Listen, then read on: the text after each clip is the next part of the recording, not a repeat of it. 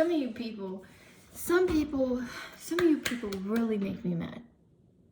You really make me upset because even myself, I make myself mad. And I'm gonna tell you why. Because everybody's got problems. Everybody's got problems. But you know who is the biggest problem? You. The biggest problem we have is ourselves. And when you are out there complaining like, oh, this is bad happening to me, blah, blah, blah, blah. This person has this problem, this person has that problem. Meanwhile, you're never ever focusing on yourself. Like, please. Please. You want to complain about all the things that so-and-so has, or so-and-so didn't give you, or, you know, putting your value in life in other people when you're out there giving other people hell. Like, you're out there in people's thoughts in the middle of the night thinking bad about themselves. You know, nobody should really be doing that. Nobody should be thinking about other like what other people say that's negatively about themselves, unless like it actually is a problem and you need to fix it. And that's another thing. Some people have really good advice, and you know, they may not like you or whatever, but they're gonna tell you. And if they tell you, you can't get mad at that all the time. Like, you can fight back with it too. You can do what it is that they're telling you that you need to fix, especially if it burns, because we don't like criticism, right? If you do what it is that burns, that people say, you know, it's like, oh man, that freaking hurt because it's true.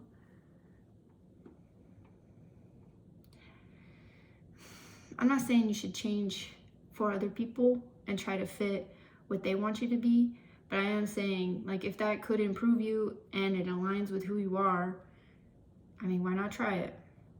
Why not fix it? Right? Use their criticism as motivation to be better. So instead of hearing like all this negative stuff about what you're not, become it. Become it. Become exactly what they told you you could never be. Imagine how powerful that is. Like, you are your own character in your life, and you can do whatever you want with it. You can be whoever you want with it. You can change your life, and all it takes is one decision. Like, you could wake up one day and decide, I'm not gonna be the same person I was yesterday. Nope, I don't like my life right now. I'm gonna change it. And every day, like, if you can visualize it, you know, figure out what it is that you do want to be. Who do you want to be?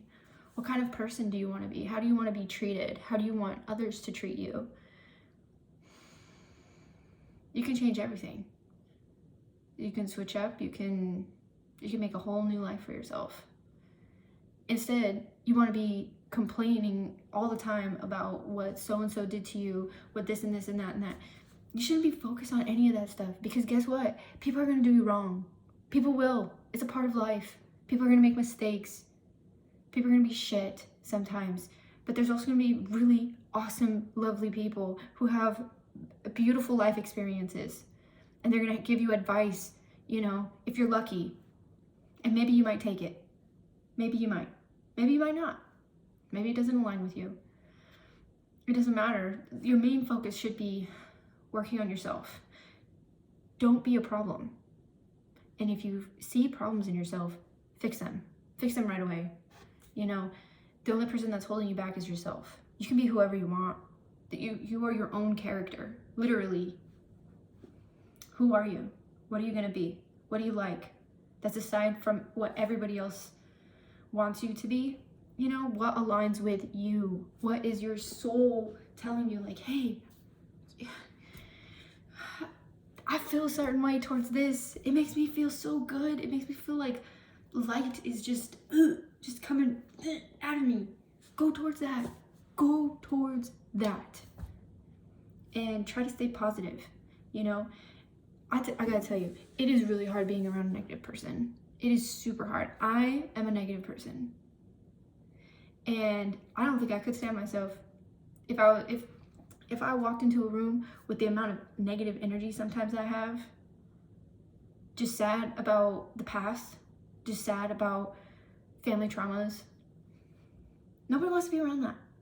And I'm not saying that you can't feel out your feelings, but you know, choose a few people that you really trust, that you can open up to be, open up to. And if you can't, then go out in nature, talk to nature, because nature has been around here for as long as the Earth's been here. Like, we are nature. Those are our helpers. These are our friends. You know, nature is here for us, and we should be fighting for it too. Anyways, but yeah, like, don't be coming into a room with your negativity and clutter. Like, your cluttered mind is, people are gonna feel that. People are really gonna feel that. And if you want to be somebody that others want to be around, or even that you want to be around, you gotta focus on the positive. You have to. It's the only way you're gonna survive. It's the only way. Embrace change and love everything.